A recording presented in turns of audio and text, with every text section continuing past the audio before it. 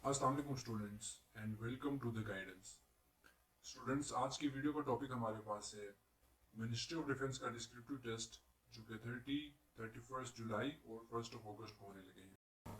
Students, आज की इस वीडियो में हम आपको तमाम तर इंफॉर्मेशन प्रोवाइड करेंगे जो कि रिलेटेड होगा BPS 17 असिस्टेंट डायरेक्टर का जो पोस्ट है, उसके साथ साथ sub inspector BPS 14, security sub inspector BPS 14 और LDC UDC और इस तरह के तमाम पोस्ट के जिनके डिस्क्रिप्टिव टेस्ट या रिटन टेस्ट अभी होने लगे हैं, उनके हवाले से हम आपको इन्फॉर्मेशन प्रोवाइड करेंगे। तो स्टूडेंट्स, वीडियो शुरू करने से पहले आप इस चैनल को द गाइडेंस को सब्सक्राइब करें और इस वीडियो को ज़्यादा से ज़्यादा लोगों तक पहुंचाएं और शेयर करें।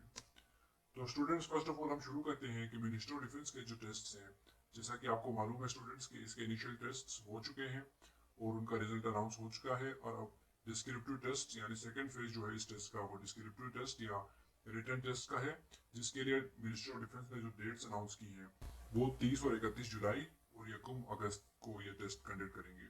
तो अगर स्टूडेंट्स अभी तक अगर आपने अपना रोल नंबर स्लिप डाउनलोड नहीं किया इस डिस्क्रिप्टिव टेस्ट के लिए, तो आप recruitments.com.p के पर जाकर अपना रोल नंबर अभी डाउनलोड कर लें और ये रोल नंबर आपको जब आप टेस्ट के लिए जाएंगे तो साथ लेकर जाना पड़ेगा। और स्टूडेंट्स, रिटर्न टेस्ट जो है ये कौन कौन सी पोस्ट के लिए इस वीडियो में हम आपके साथ शेयर करेंगे। तो उसमें सबसे पहले असिस्टेंट डायरेक्टर, उसके बाद sub inspector, security sub inspector, LDC UDC other post यानी वो तमाम जितने भी सारे पोस्ट हैं उनके लिए हम आपसे ये इन्फॉर्मेशन शेयर करेंगे कि उनका डिस्क्रिप्टिव टेस्ट का सिलेबस कहाँ से आएगा और आपको सिलेबस कहाँ कहाँ से आप प्रिपेयर कर सकते हैं। और उसके अलावा जो पेपर का पैटर्न होगा, जो रिटर्न टेस्ट यानी आपको पता है कि डिस्क्रिप्टिव टेस्ट होगा जिसमें डिफरेंट क्वेश्चंस आएंगे, लॉन्ग क्वेश्चंस आएंगे, तो आप उनको कैसे सॉल्व करेंगे और उनका पैटर्न कैसे होगा। सबसे पहले हम स्टूडेंट शुरू करते हैं असिस्टेंट डायरेक्टर से। तो जैसा कि आपको पता है कि ये एक 17 BPS 17 पोस्ट है और इसके लिए जो है सबसे पहले आप ये नोट करें कि एक पेपर नहीं होगा बल्कि 2 पेपर होंगे। तो आप असिस्टेंट असिस्टेंट डायरेक्टर के लिए यानी BPS 17 का असिस्टेंट डायरेक्टर का जो पोस्ट है उसके लिए 2 टेस्ट होंगे, 2 पेपर होंगे स्टूडेंट्स। फर्स्ट पेपर होगा आपके पास paper of the English language.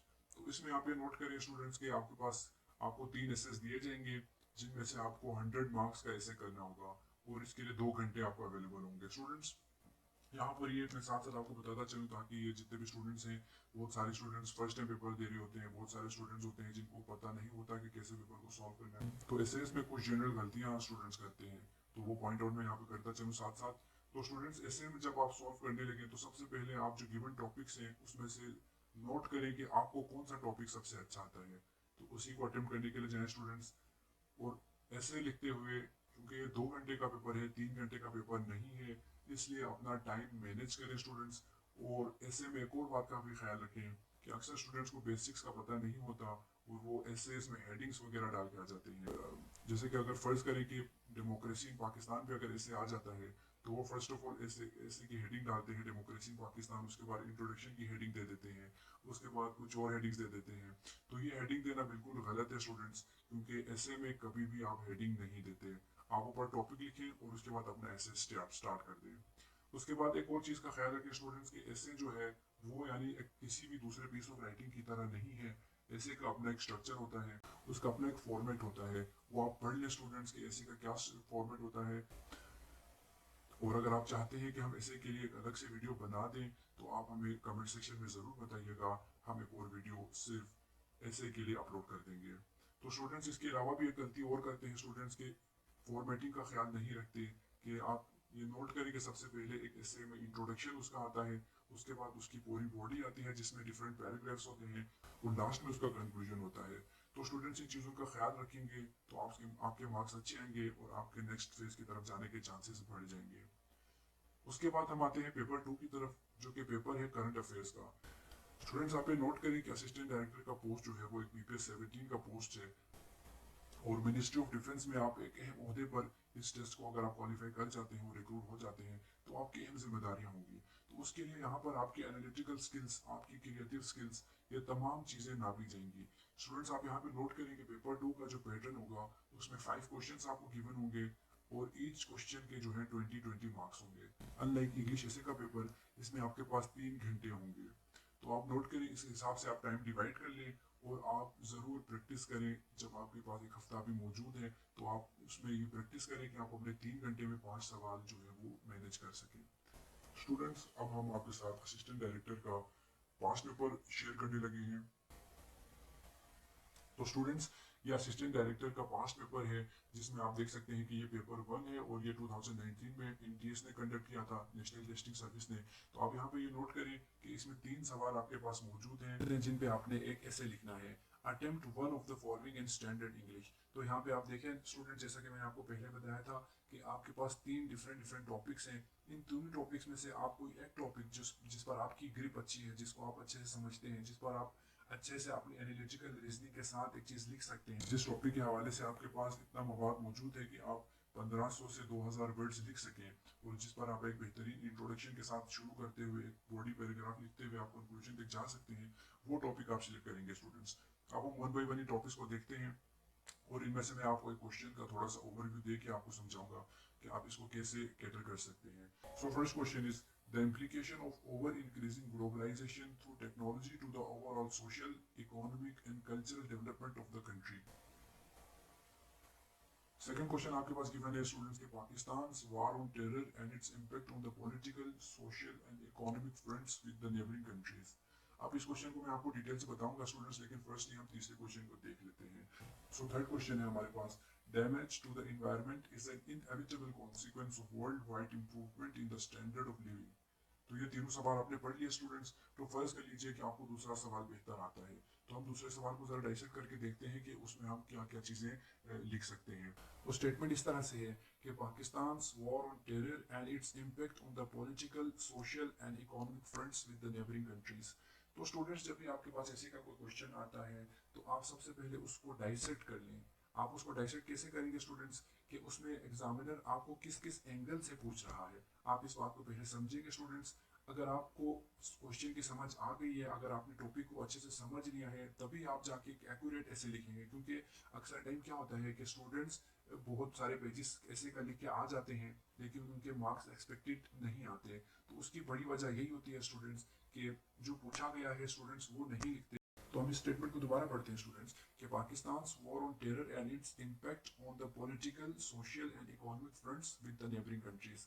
अब इसमें कुछ चीजें आपको समझने वाली हैं स्टूडेंट्स कि पाकिस्तान वॉर ऑन टेरर, सबसे पहले आप वॉर ऑन टेरर के बारे में लिखेंगे कि पाकिस्तान जो है वॉर ऑन टेरर में कहाँ से कब से शामिल हुआ, कि कब से पाकिस्तान में टेररिज्म शुरू हुआ और पाकिस्तान को कितने इसके नुकसान हुए, और कैसे पाकिस्तान ने अमेरिका का साथ देने के लिए अफगानिस्तान की जंग में हिस्सा लिया, और उसके बाद पाकिस्तान पर टेररिज्म के किस तरह से असरात हुए।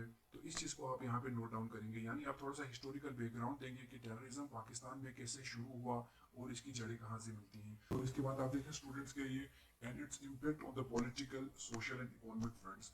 अब आपने इस चीज़ को मिस नहीं करना है, आपने वॉर ऑन टेरर जो पाकिस्तान ने लड़ी है और इतने साल हो गए हैं, पाकिस्तान ने इतनी सारी कुर्बानियाँ दी हैं, तो आपने उसका इम्पैक्ट लिखना है on the political, social and economic fronts. सबसे पहले आपने ये लिखना है कि पाकिस्तान की सियासत पर इस टेररिज्म का क्या असर हुआ है। तो यानी पाकिस्तान की जो पॉलिटिकल थिंक टैंक है और पॉलिटिकल जो एलिट है पाकिस्तान का, उनके ख्यालात पर क्या इफेक्ट हुआ है टेररिज्म का। और जो सोशल की हम बात करते हैं स्टूडेंट्स, तो आपका जो पूरा पाकिस्तान का सोशल स्ट्रक्चर है, और इसमें आप जो है प्रोविंशियल इंटीग्रिटी के बारे में बात करेंगे, और आप ये बात करेंगे कि इसके टेररिज्म के हवाले से पाकिस्तान का ओवरऑल सोसाइटी पे जो है वो किस तरह से इफेक्ट पड़ा है। और उसके बाद इकोनॉमिक फ्रंट पे जाहिर बात है कि जब आप एक जंग लड़ते हैं, इतने सालों पर मुद्दे तक जंग लड़ते हैं, तो उसमें आपका इकोनॉमिक स्टेक होता है स्टूडेंट्स, और इसमें आपका एक इकोनॉमिक लॉस होता है। तो वह इकोनॉमिक लॉस कितना बड़ा है, और उस इकोनॉमिक लॉस ने पाकिस्तान के तो वॉर ऑन टेरर ने पाकिस्तान की इकोनॉमी पे कौन से नेगेटिव इफेक्ट्स डाले हैं स्टूडेंट्स, ये तमाम चीज़ें आप इस तरह से डिस्कस इसमें करेंगे। और फाइनली स्टूडेंट्स आप इसी को कंक्लूड करेंगे। अब हम आते हैं पेपर 2 की तरफ। तो स्टूडेंट्स, यहाँ पर आप देख सकते हैं कि ये 5 क्वेश्चंस आपको गिवन है। ये एनटीएस ने 2019 में असिस्टेंट डायरेक्टर के पोस्ट के लिए लिया था पेपर, और इसमें जिन जो डिफरेंट क्वेश्चंस हैं, अब मैं इनकी डिटेल्स में नहीं जा रहा, तो आप ये क्वेश्चंस तमाम देख लें स्टूडेंट्स। और यहाँ आप ये नोट करें स्टूडेंट्स की, क्योंकि ये करंट अफेयर का पेपर है तो ये अपडेट होता रहता है, तो आप 2020 और 2021 के जितने भी करंट अफेयर के नेशनल और इंटरनेशनल टॉपिक्स हैं वो तमाम कवर करें स्टूडेंट्स। और आप कोशिश करें कि इस पेपर में जितने क्वेश्चंस गिवन है वो जिस डायरेक्शन से पूछे गए हैं उस हिसाब से आप उस चीज़ों को, आप उन टॉपिक्स को कवर करें, ताकि अगर क्वेश्चन एग्जामिनर किसी भी एंगल से आपसे सवाल करता है तो आप उसको आंसर करने के काबिल हों। अब हम आते हैं students for the post other than assistant director, यानी असिस्टेंट डायरेक्टर जो बीपीएस 17 का पोस्ट है, उसके अलावा बीपीएस 16 और उससे नीचे के तमाम पोस्ट जो हैं उनका आप स्टूडेंट्स नोट करें कि सिर्फ एक पेपर होगा। तो स्टूडेंट्स आप यहाँ पर ये नोट करें कि सब इंस्पेक्टर का जो पेपर होगा वो 2 पेपर नहीं होंगे बल्कि सिर्फ एक पेपर होगा, जो कि 100 मार्क्स का पेपर होगा और 20 मार्क्स ईच के 5 क्वेश्चन उसमें होंगे। और इसमें थोड़ा सा पैटर्न डिफर करता है स्टूडेंट्स, क्योंकि पिछले 2-3 पेपर जो मिनिस्ट्री ऑफ डिफेंस के हुए हैं तो उनमें अक्सर एग्जामिनर इस तरह कर लेते हैं कि एक क्वेश्चन इंग्लिश का पूछ लेते हैं, जैसे कि एसए का पूछ लिया या प्रेसी का पूछ लिया, और बाकी क्वेश्चन करंट अफेयर के पूछ लेते हैं। या कभी ऐसा भी होता है कि तमाम ही क्वेश्चन जो है वो करंट अफेयर्स के रिलेटेड पूछ लेते हैं। तो ये पेपर पैटर्न वेरी कर सकता है स्टूडेंट्स, बट आपने क्या करना है कि आपने तमाम क्वेश्चंस करंट अफेयर के भी प्रिपेयर करने हैं और उन्हीं करंट अफेयर के टॉपिक्स पर आप ऐसे भी प्रिपेयर करेंगे।